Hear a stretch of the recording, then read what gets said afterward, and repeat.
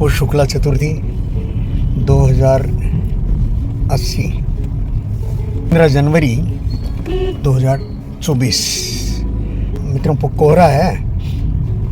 कोहरे के कारण ही आज विलंब से उठा, इसलिए सारे काम विलंब से हुए। मैं प्राय 9:15 बजे गाड़ी में बैठ जाया करता हूँ। अभी गाड़ी में ही बैठा, 10 बज गए हैं और गाड़ी अभी ऑफिस की तरफ रवाना ही हुई है। दूसरी तरफ मेरा लड़का सुबह सुबह उठ करके और एयरपोर्ट मुंबई निकल गया। उनकी स्पीड तेज़ है।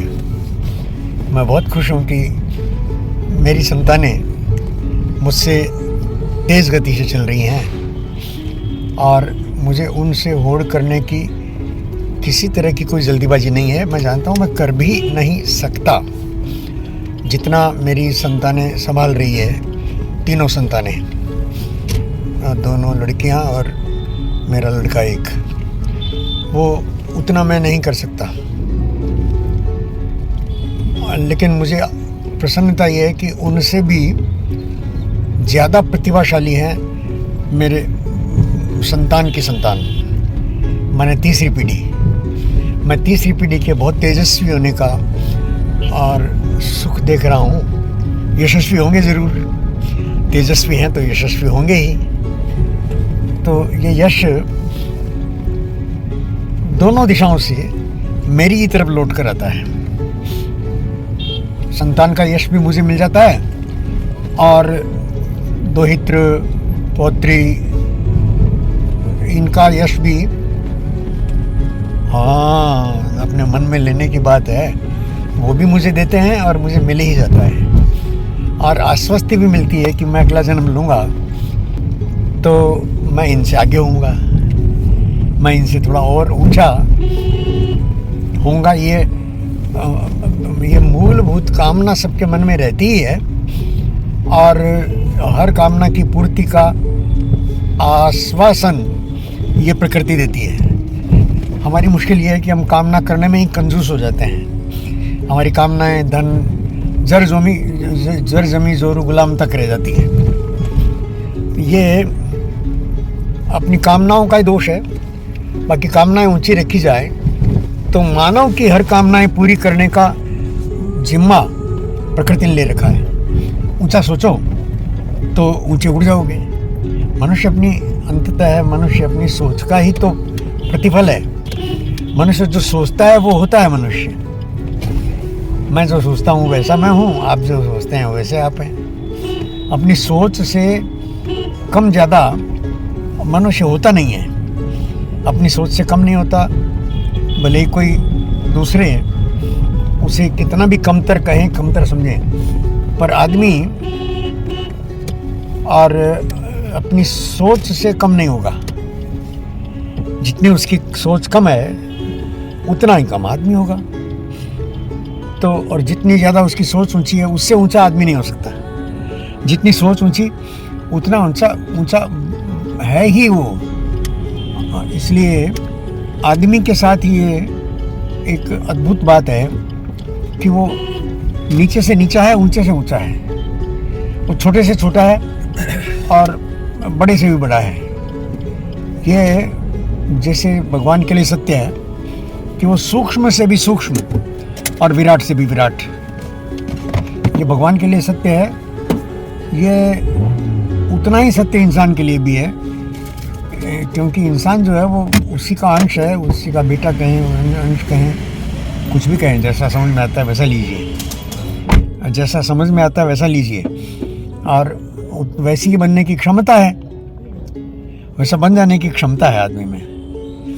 तो मित्रों, मेरी आश्वस्ति ये है कि मैं अगला जन्म जब पाऊंगा तो मैं अपनी संतानों से आगे या ऊंचे वो होना ही है। ये मेरी जो कामना है कि मुझे अगला जन्म मंगल, बृहस्पति या ऐसे सारे उपग्रहों पर मिले, क्योंकि हमारे यान और अभी तो सूर्य तक की प्रदक्षिणा करने लगे हैं, तो वहाँ तक पहुँच गए हैं। और वर्तमान जो समय है इसरो की, वैज्ञानिकों या नासा की हो, उसमें महिला वर्ग, नारी वर्ग वो पुरुष से आगे है। पहले तो एक समय था जब कंधे से कंधा मिलाकर चलने की जैसी होड़ थी, लेकिन अब उस होड़ की कोई बहुत ज़रूरत नहीं रह गई है। अब होड़ करनी है तो पुरुष करे, नारी तो आगे है ही। नारी अपनी क्षमताओं में, अपनी उपलब्धियों में, अपनी प्राप्तियों में, अपनी सफलताओं में वो पुरुष से आगे है।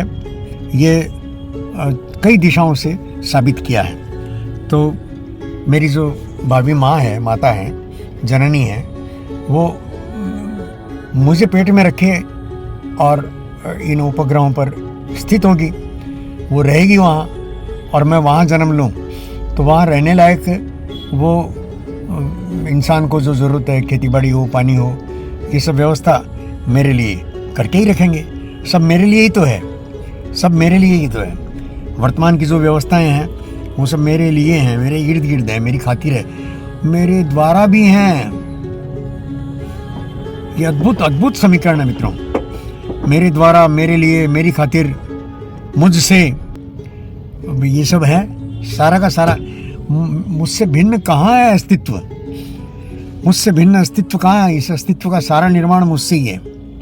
अगर मैं नहीं हूँ तो ये अस्तित्व भी नहीं है। वैसे ये होता नहीं है कि मैं नहीं हूँ, मैं तो हूँ मित्रों, मैं तो हूँ। आता जाता तो शरीर है, मैं तो हूँ, मैं तो हूँ और रहूँगा। तो मित्रों, ये कामनाओं का, उसकी पूर्ति का, उसका महत्व मानव के संदर्भ में, और ये अद्भुत बात है कि ये कामनाएं, ये चिंतन, ये मनन, ये मनुष्य ही करता है, मनुष्य ही कर सकता है। मनुष्य के सिवा और कोई कर भी नहीं सकता।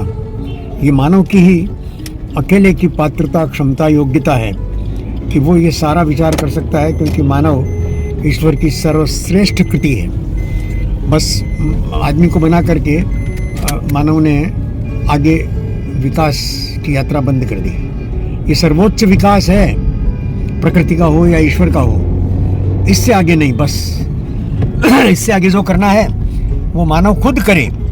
अपनी सृष्टि को स्वर्ग बनाने के लिए मानव खुद प्रयत्न करे, ये व्यवस्था है। अब ये अलग बात है कि मानव इसी सृष्टि को अपने लिए, अपने द्वारा नरक बनाए दे रहा है। चारों तरफ विज्ञान की जितनी उपलब्धियां हैं वो सब आदमी को फंसा रही है, नरक बनाए दे रहा है, अपने चारों ओर नरक खड़ा कर दिया है। और ये मानव के ही बस की बात है, और मानव ही स्वर्ग या नरक बनाएगा, मानव ही। तो मित्रों, इस समीकरण में मैं सुबह सुबह आज 5-6 दिन बाद और थोड़ा स्वस्थ होकर के, अपनी बीमारी से उठ करके, और मैं ऑफिस जा पा रहा हूँ। कितनी देर रह पाता हूँ ऑफिस में नहीं जानता। और ऑफिस में जैसे मैं हमेशा सक्रिय रहता हूँ, और सक्रियता के मेरे पास कई सारे आयाम हैं, मैं पूरे भी नहीं कर पाता हूँ। अपनी दिनचर्या जो बनाता हूँ मैं उसको पूरी भी नहीं कर पाता हूँ। ये एक सौभाग्य की सी बात है कि मेरे लिए अगले दिन के लिए मेरे पास कुछ न कुछ करने के लिए रहता है, और जब तक मेरे पास करने को रहेगा तब तक जीने का आनंद है मित्रों। जब तक मेरे पास अगले पल के लिए या अगले कल के लिए कुछ भी करने के लिए बाकी रहता है, शेष रहता है, मतलब मेरी कामनाएं शेष हैं, तब तक मैं हूँ। आदमी मर जाता है, कामना नहीं मरती, लेकिन मैं तो मरता नहीं हूँ, मैं तो हूँ, मैं तो हूँ। मैं हूँ मतलब मैं शरीर नहीं हूँ मित्रों। हाँ, मैं शरीर नहीं हूँ, मैं तो हूँ।